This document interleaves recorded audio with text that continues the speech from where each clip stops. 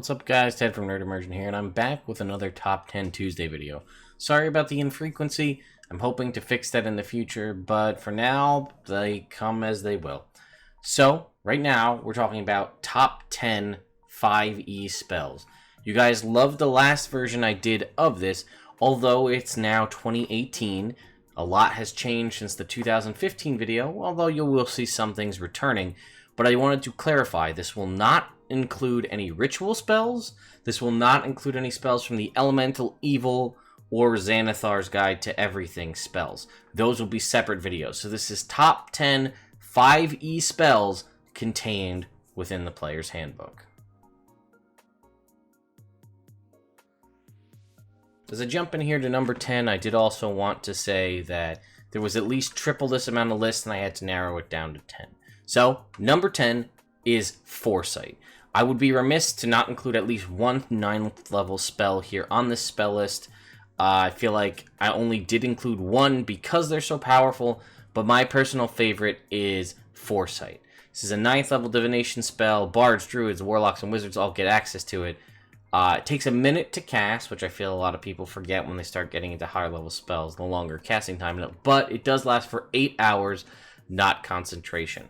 Why did I choose this? What does it get you? Well, for the 8-hour duration, you have advantage, or whoever you cast it on has advantage on all attack rolls, ability checks, and saving throws, and all creatures have disadvantage on attack rolls against that target.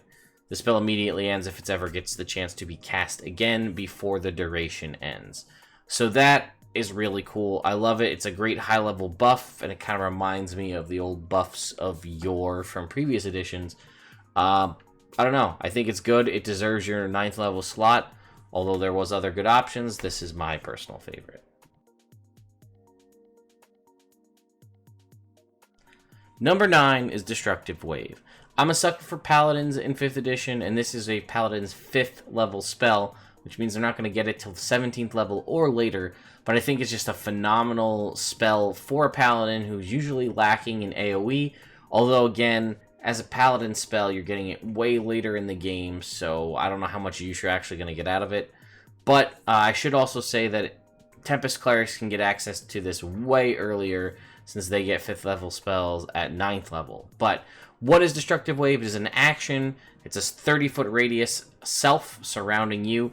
Each creature you choose must succeed within that 30-foot radius, must succeed in a Constitution saving throw or take 5d6 thunder damage, and 5d6 radiant damage or necrotic damage, your choice. So that's 10d6 damage total, and be knocked prone. A creature that succeeds on it takes half damage and isn't knocked prone. I just like this because I think it's a really cool, I envision smashing your weapon on the ground. In my mind, it's typically a hammer, and it does this Destructive Wave. Again, probably better to get access through it via Tempest Cleric, as you can maximize the thunder damage to just do 30 plus 5d6 radiant or necrotic.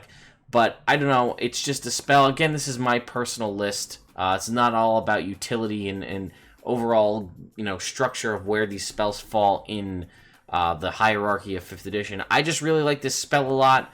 I would love to play Paladin to 17th level to be able to actually cast this spell. But yeah, I just really like it. And yeah, that's it. Number 8 is Polymorph. I don't really feel like I need to justify this to anybody who knows Dungeons & Dragons and 5th edition specifically, but I'm going to give you a little background as to why I chose it. So this takes an action to cast. It lasts up to an hour if you can concentrate. You basically turn a willing or unwilling creature into a beast with a challenge rating equal to your character level. So when it says beast, that's the creature type, so that means things like bears and wolves, but also things like dinosaurs. And I feel like a lot of people, I guess I should say it's a wisdom saving throw if you don't want to suffer the effect, and creatures that are natural shape changers like lycanthropes or doppelgangers are immune to it, as are creatures that have 0 hit points. But basically during that time frame, you become this creature. Something that I think gets often overlooked is you do take on the mental stats of this creature. So if you transform an ally into a T-Rex that has an intelligence of, I don't know, whatever it is, say 2, they're as smart as a T-Rex. So they shouldn't really be able to control too much of what they do, as they're as dumb as the creature you turn them into. Now, most games that I've played in, when this is done, the DM just allows the player to do whatever they want when they're in that form, and I'm fine with that. I think it makes it more fun that way, but I do want to remind you that rules as written, the target's game statistics, including mental ability scores, are replaced by the statistics of the chosen beast. It retains its alignment and personality. So you have that, but technically, you're as dumb as that creature. The main benefit a lot of people use this for is for combat utility, because you take on the hit points of the new form, and you use that pool of hit points until the spillover damage carries over into your own if you're knocked to 0 hit points in that form, which is great. And a lot of people use things like a giant ape or a T-Rex or a Triceratops to do a lot of damage in a short period of time with a lot of hit points. But I think one of the best uses of Polymorph is to turn an ally into a fly, into a horse, a cat, whatever the case may be, as you can probably almost waltz right in to an enemy encampment as a horse, and people may not bat too much of an eye at it and just be like, oh, it's just a horse, we'll put it in the stables, and they talk in front of you freely and you get this information. Same thing with, like, you can be a literal fly on the wall. Granted, you need to be mindful of your hit points, because if you land on someone and they kill you as a fly, you immediately turn back into your regular form. But yeah, that's why Polymorph is my 8th pick, and I don't really think it needs much more justification. Number 7 is Wall of Force. This is a spell only usable by wizards, but I'm a huge fan of it. And this wasn't originally on my list, but I played in an Adventure League game, and Wall of Force came into huge effect when an ally wizard used it, so I made me look into it, and I'm just a big fan of it. So what this is you call forth an invisible wall. There are a lot of wall spells in Dungeons & Dragons, Wall of Stone, Wall of Fire. This is a wall made of force, so it's an invisible wall, so at a distance or even up close, people won't necessarily notice that it's there. And you can basically choose to make a horizontal barrier or a vertical barrier or something at an angle. It can be free-floating or resting on a solid surface. You can form it into a hemispherical dome if you want, or a sphere with a radius of up to 10 feet, or shape it as a flat surface 10 feet by 10 feet. Each panel must be contiguous with another panel in any form. The wall is a 1/4 inch thick. It lasts for up to 10 minutes if you concentrate, and if the wall cuts through a creature's space, it's pushed to one side of the wall, and you get to choose which side. And the big benefit of this is nothing can physically pass through this wall. It is immune to all damage and can't be dispelled by Dispel Magic. However, if you want someone, the one way to instantly get through it is to cast a Disintegrate spell. This wall also extends into the ethereal plane, so ethereal travel also doesn't work. So things that allow you, I believe, things like Dimension Door and Misty Step make you go through the ethereal plane, so that blocks that as well. But this is a great way to get somebody to blow their 6th level slot to disintegrate this wall. So it's a great way to crowd control a combat, to block and escape. And the reason I'll put it on here is the reason we used it in the Adventure League game I was in. We were crossing over a bridge. There was a bridge over a lava chasm that was spouting forth either elementals or lava-based tentacles and all this stuff. And someone went across, and it was pretty harrowing for the first person who went across. So the wizard's like, hang on, I got this. Wall of Force, and just covered the entire area with a wall of force so that the things underneath could not penetrate through to get us, and we just waltzed across the wall without taking any damage. Again, it says you can make it free-floating or at an angle. You need a ramp to get up to where you're going. Wall of Force, and you just walk right up there. So, I think it's got a lot of use, and this is another one of those spells that's really only limited to your imagination and how creative you want to get with it.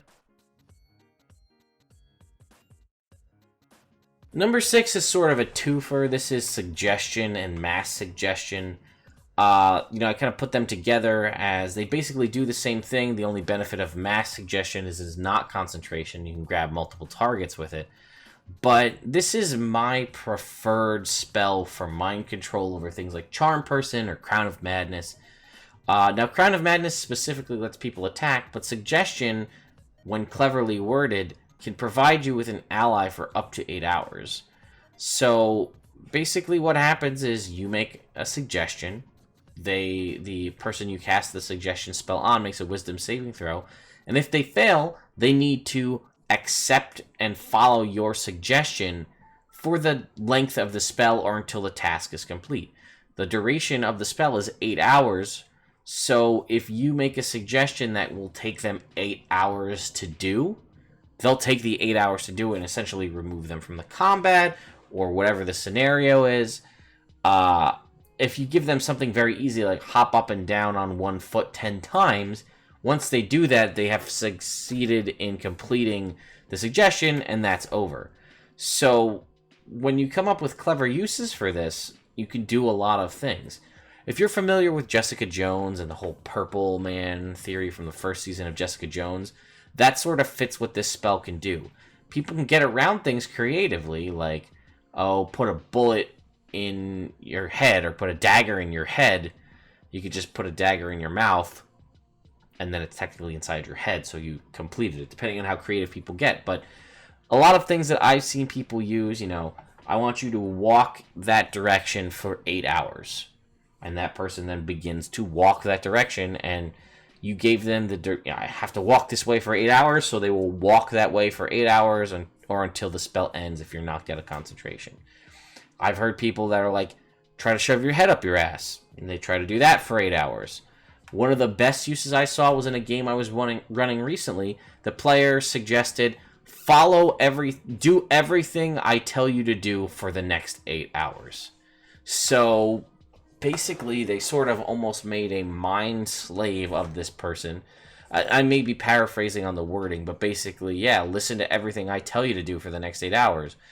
And so, okay, great. So then I tell you, tell me truthfully this. Well, you said you were going to listen, so now you got to tell it truthfully.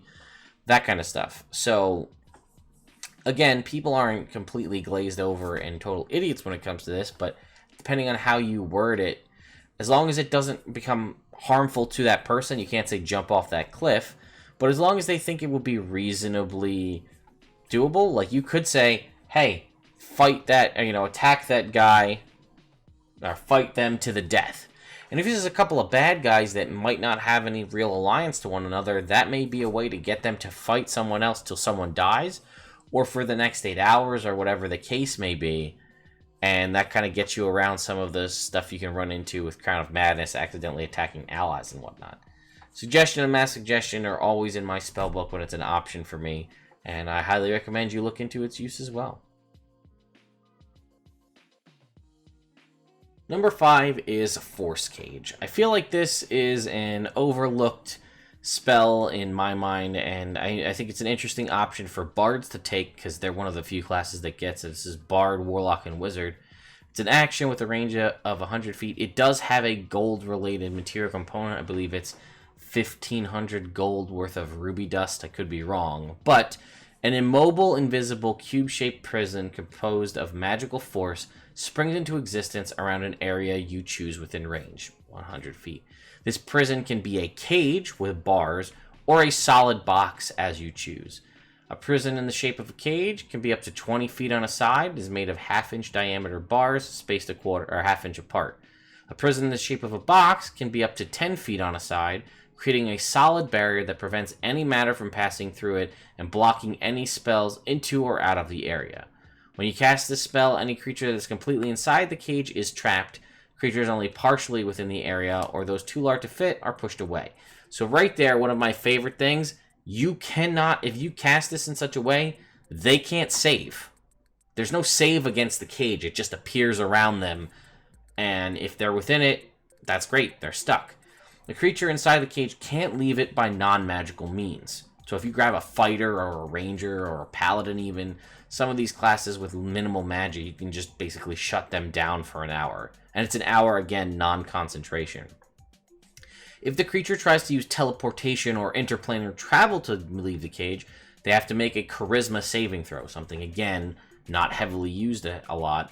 On a success, the creature can use its magic and exit. On a failure, they can't exit the cage and they still use up the spell slot.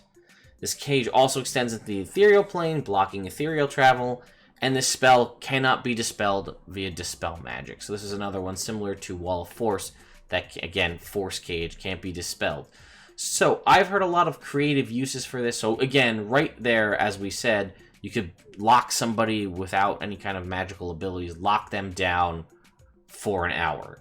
Other things I've heard is if you make it a cube, it says it grabs whatever's in that space.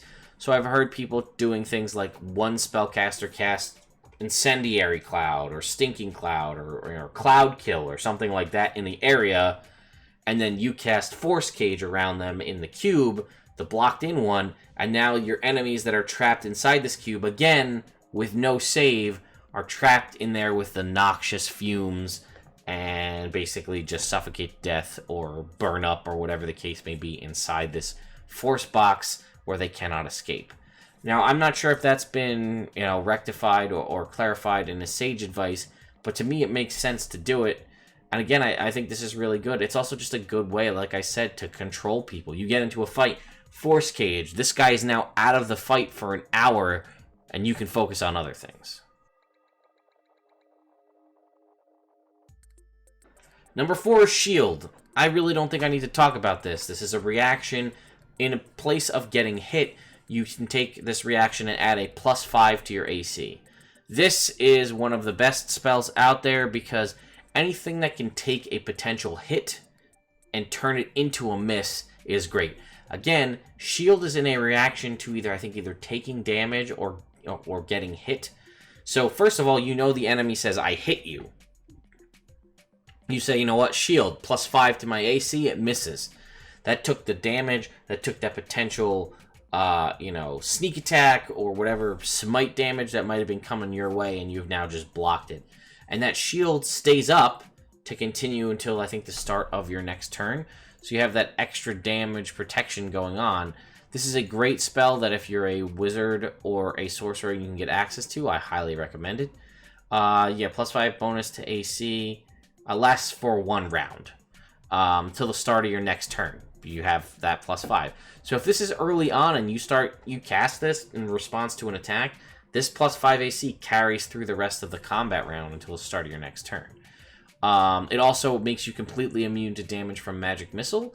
Not that this happens too often, but if someone blows a high level Magic Missile or a wand of Magic Missile and sends it your way and you can pop up a shield, that's a great way to shut that down and also make them feel like an idiot.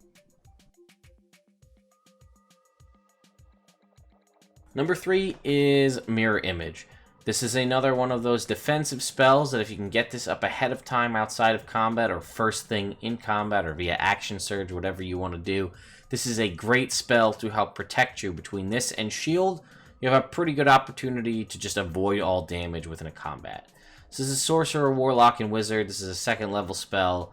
It takes an action to cast and it lasts for a minute. I prefer this one over things like Blur and other things because those are concentration. This is not. Until the spell ends, basically you get 3 illusory duplicates of yourself that move around with you. And it's impossible for the enemy to determine who's real. So each time a creature targets you with a melee attack during the spell's duration, you roll a d20 to determine whether the attack hits you or a duplicate. So if you have 3 duplicates up, if you roll a 6 or higher, then the target's next attack hits a duplicate and the duplicate disappears. When you have 2, it's an 8 or higher, or when you have 1 left, it's an 11 or higher. The duplicate's AC equals 10 plus your dex mod. So basically, you roll to see if they hit you. Okay, so roll to see, you're going to hit one of the duplicates. What's your attack roll? 14, you miss the duplicate entirely and nothing happens. If an attack hits a duplicate, the duplicate's immediately destroyed. It can only be destroyed only by an attack that hits it. It ignores all other effects and damages. So if you get hit with a fireball, everybody's still there. The spell ends when all 3 duplicates are destroyed. If the creature has something other than something like blind sight or true sight, then they are not prone to this. Again, if you're using blind sight or tremor sense or something like that, you're seeking out the one creature. Illusions don't really have any effect on you. I really like this spell. Like I said, I think if you can combine this with something like Shield or Mage Armor or both, this is a great way to just make sure you don't get hit in combat. And as a squishier spellcaster, this gets you through to keep on fighting. Number 2 is Animate Objects. This was on my list last time, and I'm not changing that because I think Animate Objects is a great spell. It's a 5th level spell. It's usable by bards, sorcerers, and wizards. As an action with 120-foot range, and it is concentration, which is my biggest, detractor of this, for a minute. And the benefit of this is you have a lot of options and stuff that you guys suggested on my video last time that made me aware of, has only made this spell that much more useful to me. So basically, you choose up to 10 non-magical objects within range that are not being worn or carried. And then there's a whole table here. Medium targets count as 2, large counts as 4, and huge counts as 8. You can't animate any object larger than huge. And there's a table here showing what their HP is, what their AC is, their to hit, their attack, their strength, and their dex. As a bonus action, you can command these creatures, any of them, within, if the creature's within 500 feet of you. You decide what action the creature will take and where it will move during its turn. If you issue no command, it defends itself. An animated creature is a construct with AC, hit points, and attacks listed by the table. Its constitution is 10, its intelligence and wisdom are 3, and its charisma is 1. Its speed is 30 feet. If it lacks legs or appendages, it floats or hovers and flies. If it's secured to a surface or larger object, such as a chain bolted to the wall, its speed is 0. Has blind sight with a radius of 30 feet, and is blind beyond that. When it drops to 0 hit points, it turns back to its original form.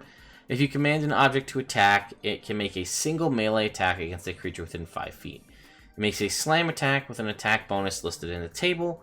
The GM may rule that this is slashing or piercing based on the type of thing you animate. And again, this can be upcast out of a 6-level slot. For each level above 5, basically, you add 2 more additional objects that can be animated. My personal favorite is the Fork Army. You've heard me talk about it before, but basically any 10 tiny things that can float and fly. They have 20 HP, 18 AC, so they're hard to hit. They have a +8 to hit when they attack, and do a D4 +4 damage. So that's right off the bat, that is 10 objects, so that could be, if they all hit, 10d4 +40 damage that you'd be able to deal if you swarm all of these creatures in, whatever they are, these objects in, to attack and deal damage. Now again, conversely, if you go the other side and animate a huge object that has 80 HP, only 10 AC, still same to hit roll, but it does 2d12 +4 damage. So I personally think that the tiny one with with the higher AC and less HP, the same to hit and significantly less damage, I go for that route. But you might change it because you think it's better one way or another. And again, the upcasting capabilities are great. Stuff that you guys brought up, which I thought was pretty good, is you could cast animate objects on a lock and animate the lock to open. You could cast animate object on a door you want to get through and animate the door to separate from the hinges and move away. So this also potentially could be a lock picking spell. It could be a way to cause, like I animate this door that we just ran through and shut it, and then keep on running, so if an enemy comes up to the door actually fights them as though it was a mimic or something similar. So this has, endless options, because everywhere you go, you're going to find inanimate things. You could animate a sword to attack, again, carry stuff that you could carry in your bag, marbles, beans, forks, again, my example, stuff that you can just have, you can be like, oh, here's 10 of them, go get it. Or like, man, we really need to move that statue, think about like a Legend of Zelda style puzzle. We need that statue to go onto that pressure plate. You cast animate objects on the statue and say, hey, statue, go stand on that pressure plate, and it does it. Again, great combat options for this. It is a lot to keep track of if you do get into combat, rolling 10 plus other creatures' attack rolls throughout the course of a round. But it also has great RP and utility uses, so I feel like you can't go wrong choosing this spell. Last, but certainly not least, number 1 is Spirit Guardians. If you know me and know any of the games I've played in, or if you've played as a cleric with 3rd level spells, you know that Spirit Guardians is one of the best spells in the game. So it is an action to cast. It's concentration up to 10 minutes. And spirits swirl forth from you in a 15-foot radius centered on you. If you're good or neutral, they choose to be some sort of angelic or fey form. If you're evil, they appear fiendish. In my opinion, most DMs just allow you to make the Spirit Guardians whatever you want them to be. You can designate any number of creatures you can see to be unaffected by it, so you cannot hit your allies. An affected creature's speed is halved while they're within the 15-foot radius, so basically they have difficult terrain. And when the creatures enter the area for the first time on a turn, or starts its turn there, it makes a wisdom saving throw. On a failed save, it takes 3d8 radiant, or 3d8 necrotic if you're evil. On success, they take half as much. And for each level above 3rd, you add an extra d8 damage to that. So the reason I like this, one, it is centered on you, it is a 15-foot radius, and it moves with you. It lasts for 10 minutes, longer than most of these kind of buff spells that last a minute. That 15-foot radius around you is difficult terrain, so people have half movement, even if they're just passing through it, could potentially shut down a combat. It also does damage, so if they decide they're going to stay in your face, each turn on their turn, they're taking a minimum of 3d8 damage on a failed wisdom save. So that's also another thing that's great about it. It also says when you cast a spell, you can designate any number of creatures you can see. So this also protects you against invisible creatures trying to sneak up on you. So if invisible creatures come to get you, you couldn't see them to designate them not to be damaged by the spell. So they step into your Spirit Guardian range and boom, they take the damage. So I think this is great. Personal opinion, if you're a cleric and you can have Spirit Guardians and Spiritual Weapon up at the same time, you have your action to do whatever you want, your bonus action to have your Spiritual Weapon attack, and the Spirit Guardians is just constantly swirling passive damage. So this could potentially keep people from getting close to you. This could potentially keep people, once you get them in close, this is a way to almost lock them down as they have the reduced movement speed.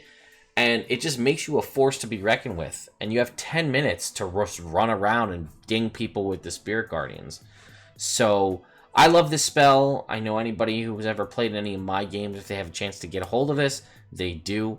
I highly recommend it. If you're a cleric and you don't have Spirit Guardians prepared, I'm going to come out and say you're doing it wrong. If you're a cleric, choose Spirit Guardians as one of your prepared spells per day.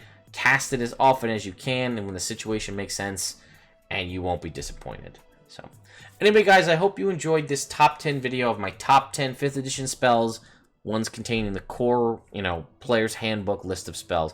Be on the lookout for spells in the future of top 10 ritual spells, top 10 spells. There was originally Elemental Evil, but now it'll be Elemental Evil mixed with Xanathar's Guide.